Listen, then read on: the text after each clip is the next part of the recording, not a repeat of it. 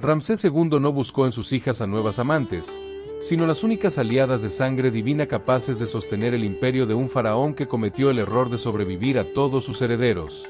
Egipto, año 1213 antes de nuestra era. El disco solar de Ra desciende sobre el horizonte occidental de Pi-Ramsés, la fastuosa capital del delta, tiñendo de un rojo púrpura las calizas y los relieves de los pilonos. En los niveles más privados del palacio, un hombre respira con la pesadez que solo otorgan 9 décadas de existencia. Es un anciano de 90 años, con el cuerpo marcado por las cicatrices del tiempo y el mando absoluto. Su nombre de trono, Usermaatra Setepenra, que significa poderosa es la justicia de Ra, elegido de Ra, sigue haciendo temblar a las naciones desde las fronteras de los hititas hasta la cuarta catarata del Nilo. Sin embargo, en la penumbra de sus estancias, el Rey de Reyes se halla en un aislamiento metafísico absoluto. Ramsés II ha cometido el pecado más extraño y devastador de la antigüedad. Ha sobrevivido a su propio mundo. El monarca ha visto perecer a sus enemigos en Cadés, a sus visires de confianza y, en una tragedia biológica que desafía las leyes de la probabilidad, a sus propios hijos.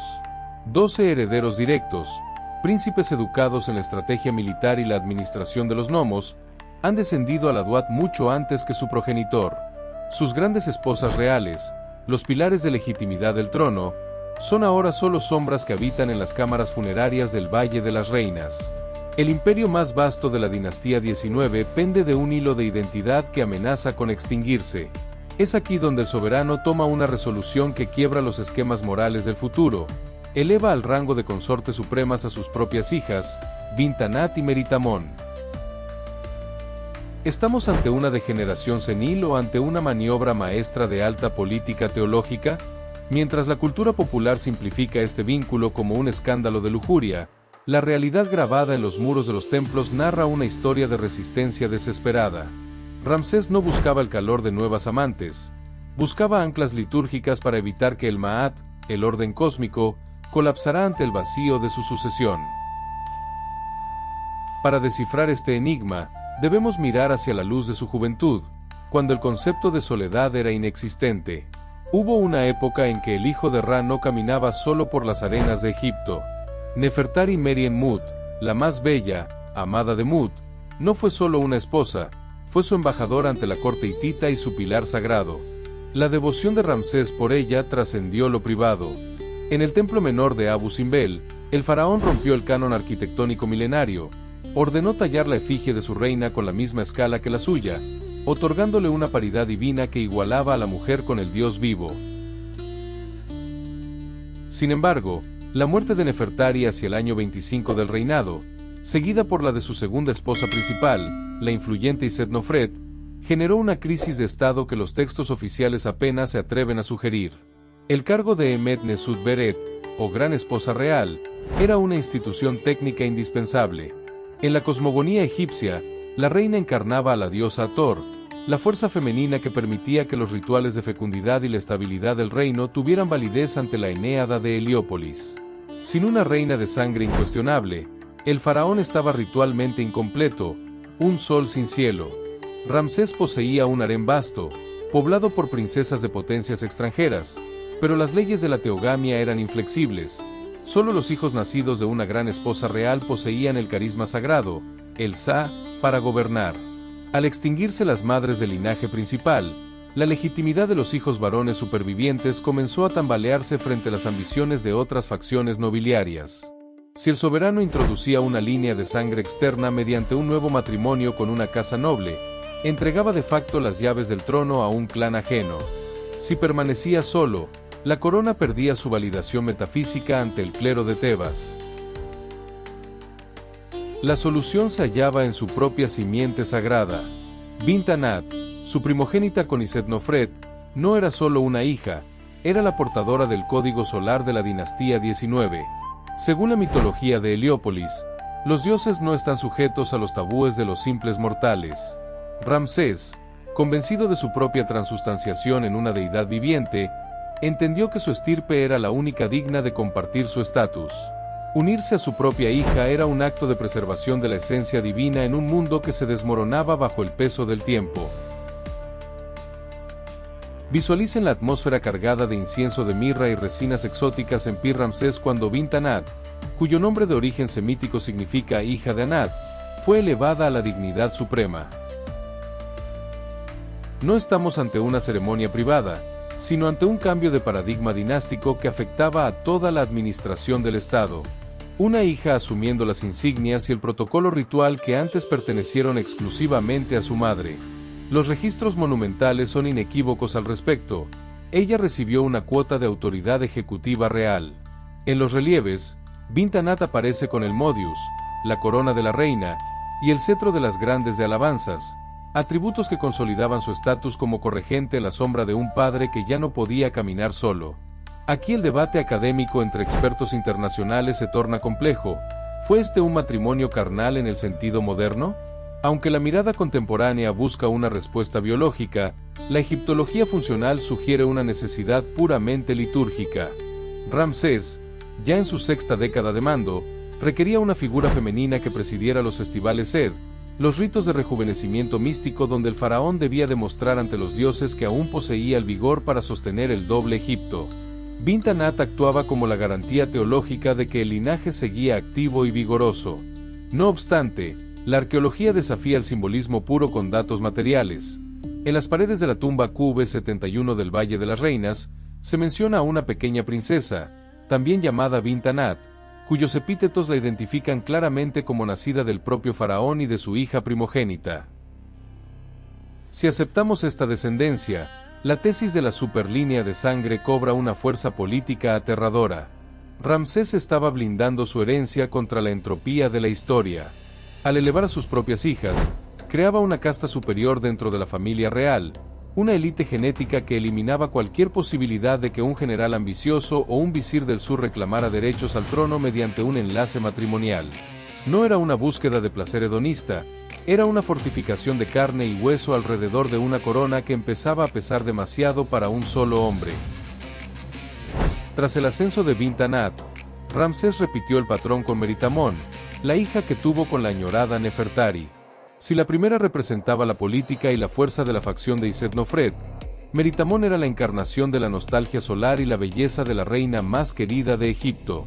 La arqueología nos ofrece una imagen vívida de esta reina a través de la famosa Reina Blanca, una estatua de caliza de una belleza sobrecogedora hallada en el Ramesseum, donde Meritamón luce los atributos de la diosa Hathor. Ver a Meritamón caminar por los pasillos de palacio, portando las mismas joyas de lapislázuli y el mismo tocado de buitre que su madre, proporcionó a un Ramsés casi centenario una ilusión de continuidad vital frente a la muerte inminente. Para el faraón, el tiempo se había detenido. Meritamón no era solo su hija, era el retorno físico de Nefertari, la prueba mística de que el poder y el amor podían vencer a la tumba. Sin embargo, esta decisión no estaba exenta de sombras políticas. El harén de Ramsés era un ecosistema de tensiones internacionales. Princesas de Babilonia, de Ati y de los reinos de Siria habitaban en Pi Ramsés con la esperanza de que su estirpe gobernara algún día el Nilo. Al nombrar a sus hijas como las únicas con rango de esposa real, Ramsés enviaba un mensaje brutal al mundo exterior: Egipto no se comparte con extranjeros. Ninguna alianza foránea, por poderosa que fuera, superaría jamás la pureza de la sangre ramésida. En este juego de espejos, las hijas se convirtieron en las guardianas de un secreto dinástico. El imperio se estaba cerrando sobre sí mismo para proteger su divinidad. Mientras el sol de Ramsés se negaba a ponerse sobre el horizonte del delta, el aire en la corte de Pi Ramsés se volvía denso, saturado por el aroma de las conspiraciones silenciosas y el incienso quemado en honor a Amón-Ra. El faraón no solo estaba librando una batalla metafísica contra la muerte, estaba luchando una guerra de desgaste contra la ambición de su propia descendencia.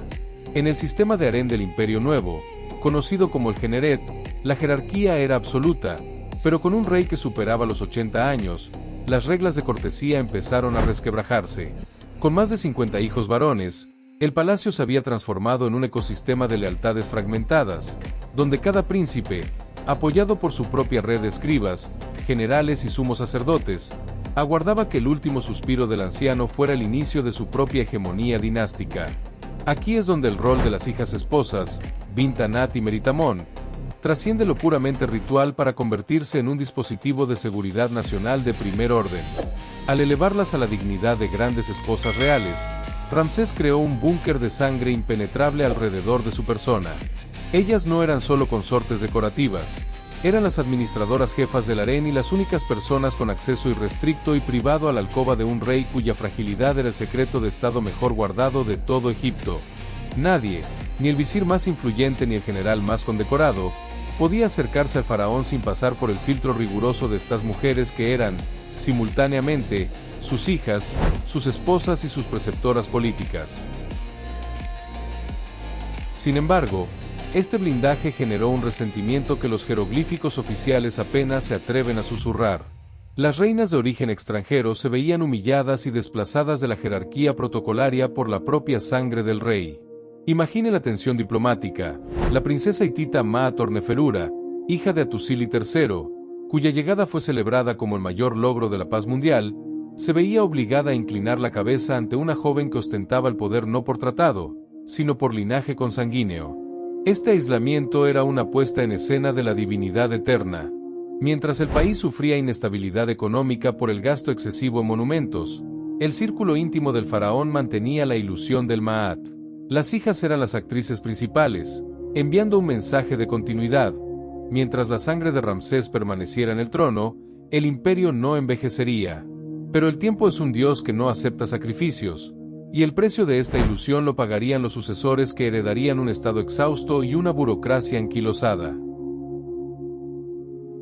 Para el historiador riguroso que busca la verdad detrás del mito, la respuesta definitiva no se halla en los relieves de caliza dorada, sino en la cruda y silenciosa mesa de autopsia. En 1881, cuando se descubrió el escondite de momias reales en Deir el-Bahari, el mundo contempló por primera vez el rostro del hombre que se creyó un dios. Pero no fue hasta los análisis radiológicos modernos cuando el mito se desmoronó para revelar la fragilidad de la materia. Los análisis forenses nos devuelven una imagen que el arte oficial intentó borrar. En sus últimos años, el rey de reyes habitaba un cuerpo que era una prisión de dolor. Ramsés II sufría de una patología degenerativa severa, identificada tradicionalmente como espondilitis anquilosante. Esta enfermedad fusionó sus vértebras cervicales, soldando su cuello en una posición rígida e inclinada hacia adelante. El faraón no podía girar la cabeza para mirar a sus súbditos. Tenía que rotar todo su cuerpo. A esto se sumaba una arterioesclerosis avanzada y una dentadura en estado desastroso. Padecía de abscesos tan profundos que habían perforado el hueso de su mandíbula, provocando infecciones crónicas que debieron nublar su voluntad con un dolor constante y punzante. Este diagnóstico clínico fundamenta nuestra tesis sobre sus hijas. Un anciano de 90 años, incapaz de moverse sin asistencia y con el sistema inmunológico colapsado, difícilmente buscaba gratificación física. La necesidad era de orden existencial y práctico. Ramsés requería una red de cuidados que solo la intimidad absoluta de su propia sangre podía garantizar sin profanar su naturaleza sagrada ante el mundo.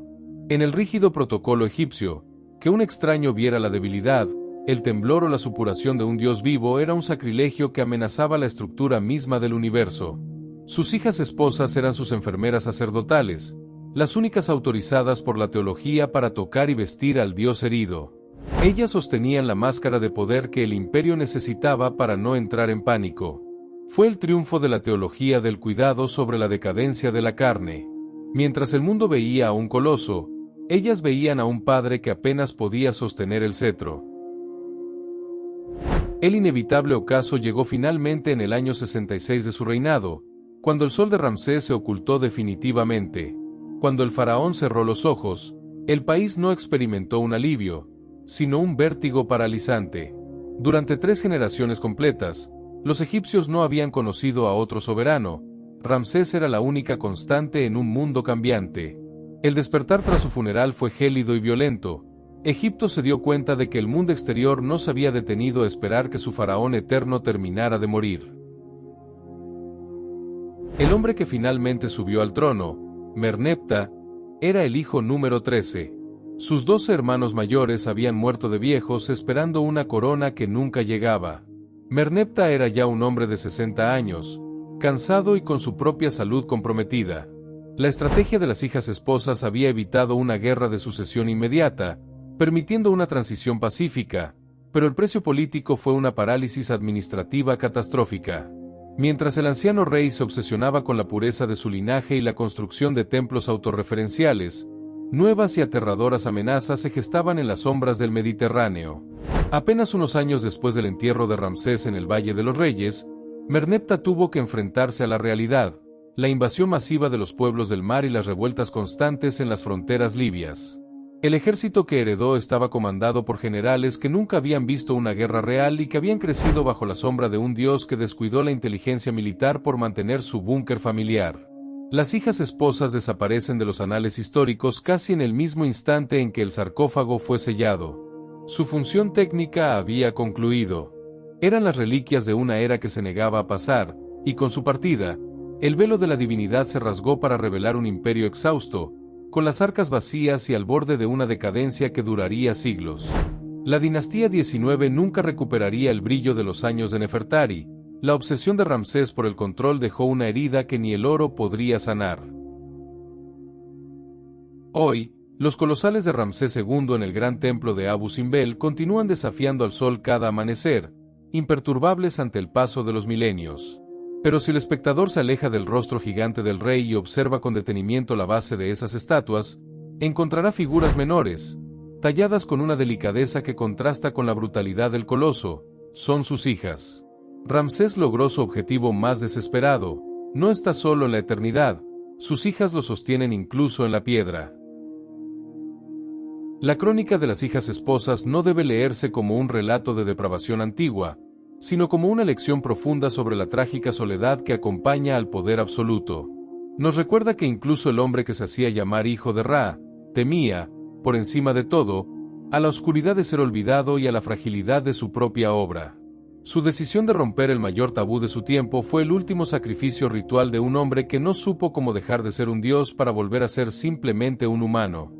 Juzgar a Ramsés II bajo nuestra moral moderna es un error de perspectiva histórica que nos impide ver la magnitud de su dilema. Debemos verlo como un estratega que entendió que los imperios no solo se ganan con carros de guerra en Cadés, sino que se mantienen con símbolos y mitos. Sus hijas fueron los últimos símbolos que pudo controlar en un mundo que se le escapaba de las manos. Fue el triunfo de la voluntad sobre la biología, un círculo de sangre que se cerró sobre sí mismo para que el nombre de Ramsés no fuera borrado por las incesantes tormentas de arena del desierto. ¿Crees que esta obsesión por el linaje fue el acto final de un genio desesperado, o la decadencia final de un ego que terminó devorando a su propia familia? Tu análisis en los comentarios es la pieza que falta para completar este puzzle milenario. Sin embargo, para mirar y comprender la luz de los faraones, hay que atreverse a mirar la otra historia. La otra historia, lo que nunca te contaron.